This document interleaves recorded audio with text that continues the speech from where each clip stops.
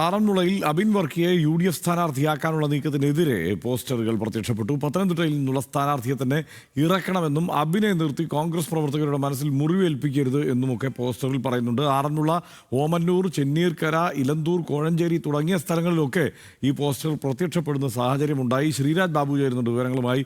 ശ്രീരാജ്, ഒരിടത്ത് എവിടെയെങ്കിലും പ്രത്യക്ഷപ്പെടുകയല്ല, വ്യാപകമായി ഈ പോസ്റ്റർ പ്രത്യക്ഷപ്പെട്ടതിലൂടെ ഇത് ആസൂത്രിതമായ ഒരു നീക്കമാണ് എന്ന് ഉറപ്പിക്കാം, അല്ലേ?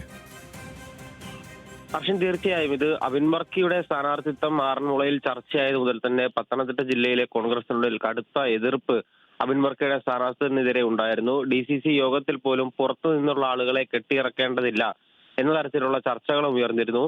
ഇതിന് പിന്നാലെയാണ് ഇപ്പോൾ അബിൻ വർക്കിക്കെതിരെ വിവിധ ഭാഗങ്ങളിൽ, പത്തനംതിട്ട ജില്ലയുടെ വിവിധ ഭാഗങ്ങളിൽ പോസ്റ്ററുകൾ പ്രത്യക്ഷപ്പെട്ടത്. ഓമല്ലൂർ, കോഴഞ്ചേരി അടക്കമുള്ള പ്രദേശങ്ങളിലും DCC ഓഫീസിന് തൊട്ടുമുൻപിലെ മതിലിലുമാണ് ഇത്തരത്തിൽ പോസ്റ്ററുകൾ പ്രത്യക്ഷപ്പെട്ടത്.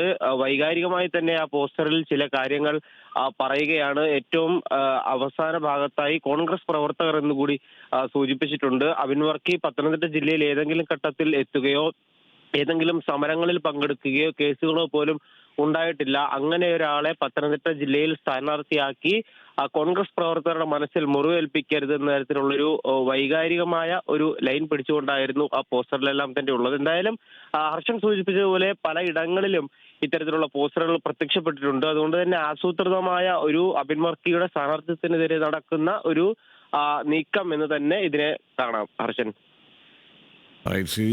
ശ്രീരാജാണ് വിവരങ്ങൾ നൽകിയത്.